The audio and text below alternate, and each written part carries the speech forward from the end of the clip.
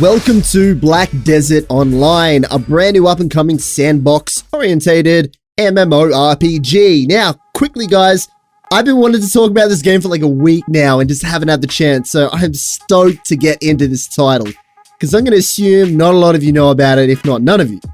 And that's really cool, because I like to show you guys new stuff. But, here we go, let's get into it. So, it's developed by Pearl Abyss, based in Korea. Totally guessing the southern side of Korea as well. Just a hunch. It does have incredible next-gen visuals, as you can see. That is the first thing that came to my mind when I seen this game. I'm like, how does this game look so amazing for an MMO? It looks fantastic. I was really impressed by it. So the engine that's pulling this off is actually developed by Pearl Abyss as well. Which are the developers. It's their technology. And I have to say, Koreans just make good MMOs. This technology is amazing. Now, being an MMO, the first thing that I would like to hear about, I assume, would be character customization. Black Desert Online definitely is pulling this off. Now, just a pre-warning, I am not a fan of MMOs. I don't plan to be a fan on MMOs. It's just not my thing. But I assume if I was into MMOs, like this is about as good as it gets. Let's jump into some of the important details though. So it's obviously a high fantasy game. This is role playing. You level up your character, you got all the good skills and all that stuff. You know what's involved with an MMORPG. I want to talk about today the business model, because that's the most interesting part about this particular game. Now, the downside of the business model right now is that it's free to play, but only in Korea, Japan, and Russia.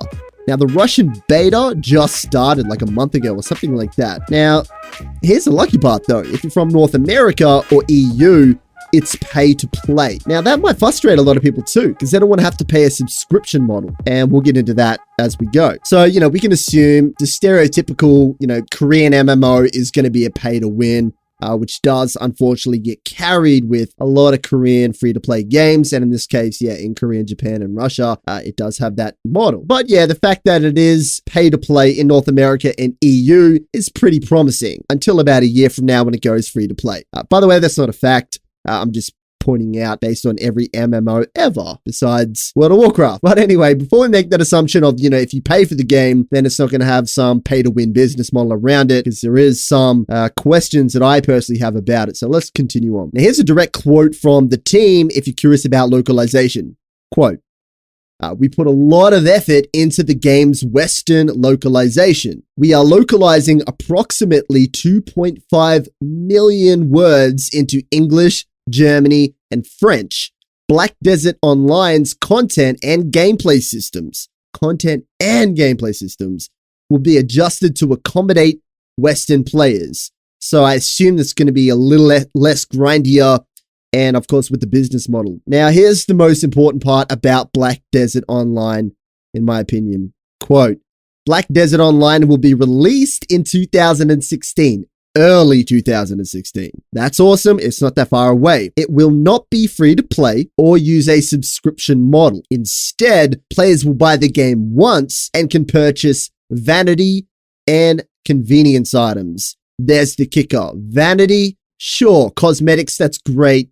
Who doesn't like that? But there's the bad word there. Convenience items. How does that manifest into this game? They have not announced how it will, although they will announce it before we actually consider buying the game. Convenience can mean extra experience, like a stimp pack in Heroes of the Storm. But the difference between that is that in Heroes of the Storm, when you level up, you get gold in the game and you get experience. You don't get a power advantage. Whereas in an RPG, it's definitely a power advantage. So straight away, there's a light element of pay to win if we assume experience is the convenience items. The second part is, what if the convenience items are damage boosters? What if it's an extra 10% more DPS when you have this particular item?